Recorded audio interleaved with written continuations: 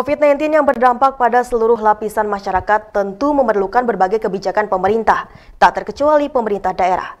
Baik pemirsa, saat ini kita sudah terhubung dengan Bapak Kardani Sastra SE, mantan Ketua Persatuan Wartawan Indonesia, untuk mengetahui pendapat beliau terkait penanganan COVID-19 yang dilakukan pemerintah sampai saat ini, serta bagaimana peran media dalam memberitakan COVID-19. Halo, selamat malam Pak Kardani. Selamat malam. Ya, Pak Kardani, apakah suara saya sudah terdengar dengan jelas? Jelas, Bu. Ya, baik Pak. Dengan wabah COVID-19 saat ini, apa saja dampak yang dirasakan para awak media, Pak? Terima kasih. Namun sebelumnya, walaupun Idul Fitri sudah lewat, kalau tidak salah kurang lebih 5 hari, saya mengucapkan mohon maaf lahir dan batin atas nama pribadi maupun keluarga untuk seluruh pemirsa jurnal TV, Kalteng umumnya dan khususnya wilayah Kabupaten Barito Selatan. Mengenai dampak COVID-19 dengan para media, saya kira sangat berdampak sekali dengan informasi yang disampaikan rekan-rekan wartawan. Karena apa? Peran media, terutamanya media elektronik seperti jurnal TV ini sangat berperan dan cepat diserap oleh masyarakat karena dia bisa lewat YouTube segala macam. Nah, makanya oleh sebab itu peran media seperti jurnal TV ini yang sangat dibutuhkan saat sekarang ini agar menyejukkan warga masyarakat dalam hal informasi. Nah, jika informasi yang disampaikan rekan-rekan media, baik media massa maupun media elektronik itu keliru, saya kira saran saya sebagai mantan wartawan yang sudah lama, tidak kurang lebih 5 tahun lah ini saya meninggalkan profesi sebagai wartawan.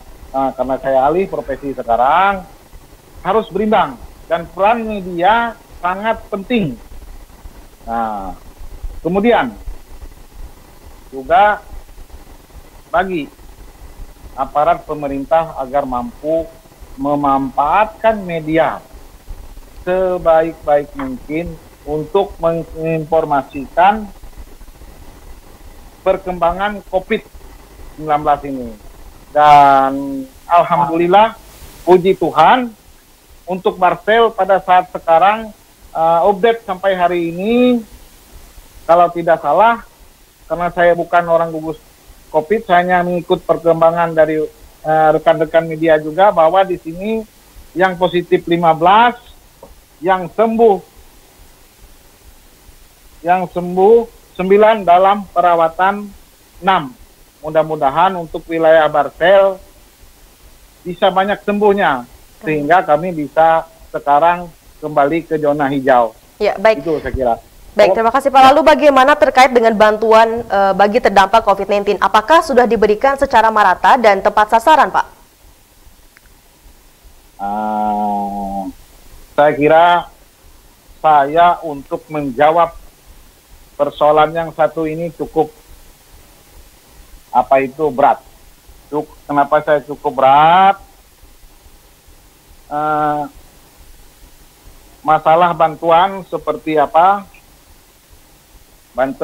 Pertama, kita harus mengetahui apakah masyarakat itu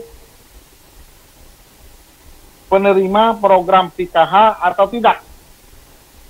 Nah, itu. Apa dia penerima bantuan langsung atau tidak langsung? Nah, inilah peran media, saya kira. Kemudian peran media. Sebagai contoh, pemerintah pusat meningkatkan jumlah penerima manfaat PKH yang terdata di DTKS dan bantuan langsung tunai BLT bagi masyarakat yang tidak terdata, baik bantuan langsung tunai BLT bagi masyarakat tidak di samping bantuan lainnya seperti bantuan sembako oleh pemerintah daerah yang bersumber dari APBD serta yang bersumber dari dana desa. Nah, kedua, pemerintah dalam hal ini sebagai ujung tombak untuk pembagi BLT itu harus mampu menjelaskan kepada warga yang menerimanya.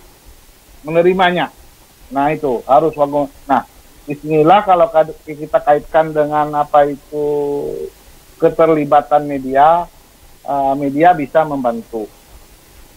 Siapa yang bisa menerima BLT, siapa yang menerima bantuan dari APBD bisa.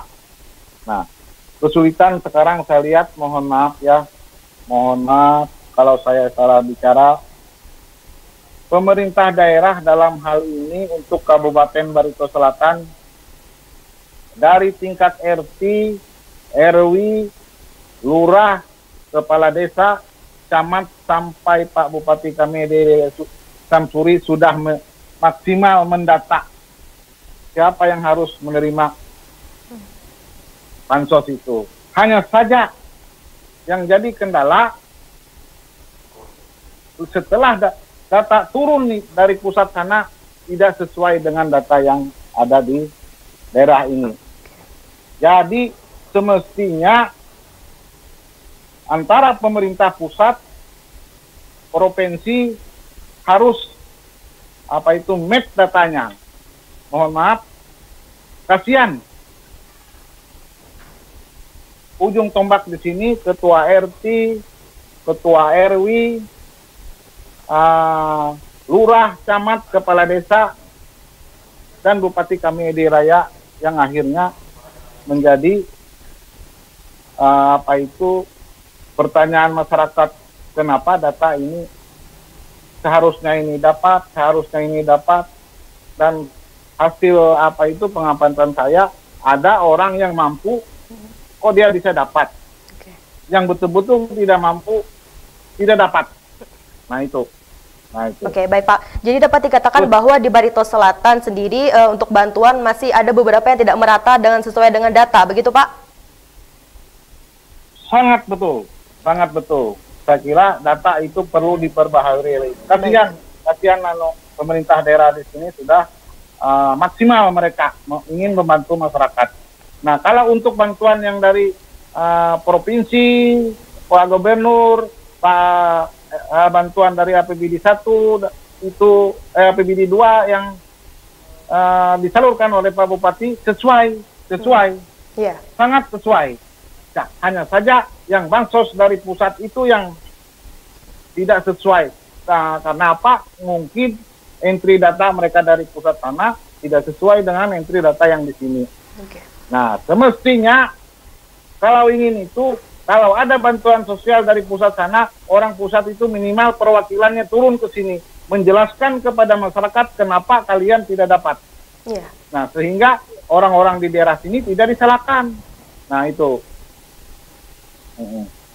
Baik Pak, bagaimana pendapat Bapak Kardani sendiri terkait penanganan COVID-19 yang dilakukan pemerintah dan juga di pemerintah daerah sampai hari ini Pak? Nah, kalau masalah itu, saya kira untuk penanganan COVID-19 ini untuk pemerintah daerah, khususnya di Kabupaten Barito Selatan ini kita sudah maksimal. Sudah sangat maksimal melakukannya. Ya. Nah, hanya saran saya, ada 4 hal yang harus dilakukan. Pertama, agar COVID-19 ini, virus corona ini yang tidak berwujud bagaikan hantu dan sangat menakutkan, apalagi kita ini akan dihadapkan dengan neo baru. Nah, dengan menurut saya harus dirubah polanya. Pola apa, cara edukasi, sosialisasinya. Jangan kita memakai istilah social distancing, physical distancing, masyarakat tidak tahu. Neo baru ini juga masyarakat nggak tahu apa neo baru itu. Lebih baik normal baru ataupun baru normal. Nah, pertama, kembali ke tes screening tadi. Menurut saya, para petugas gugus COVID, jika sudah memiliki indikasi menandakan orang tersebut, termasuk orang dalam pemantauan ODP atau pasien dalam pengawasan PDP, maka perlu dilakukan testing.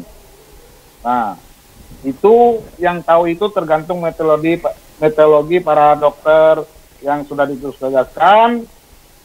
Kita diharapkan mulai dari mana, tapi harus segera mungkin agar itu tidak berkembang.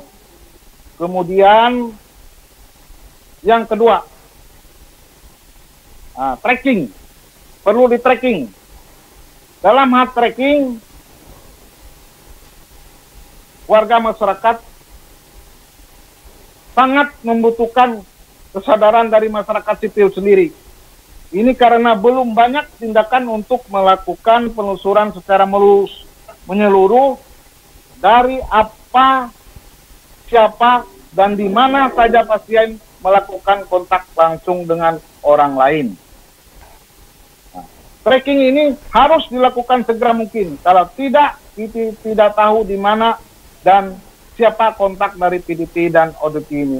Ini yang perlu dilakukan segera. Apalagi kita menghadapkan normal baru ini.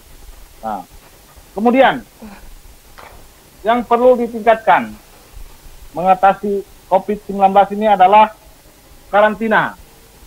Nah, kenapa karantina? Karantina juga termasuk isolasi mandiri atau self isolation,